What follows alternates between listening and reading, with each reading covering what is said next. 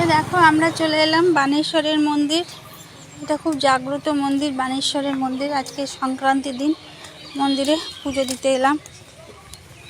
অনেকদিন থেকে আসবো করছিলাম,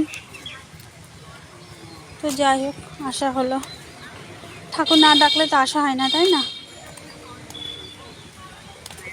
চলো, ঠাকুরের সন্দেশ নিয়ে নেওয়া হয়ে গেছে। ওই দেখো পাগড়িয়ার মা দাঁড়িয়ে আছে, দেখবে তো আগেই পৌঁছে গেছে। এই যে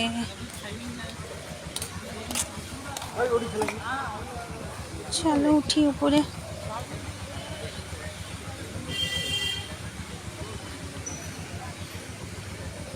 এই যে এখানে কি সুন্দর দেখো, কচ্ছপ থাকে জলের মধ্যে।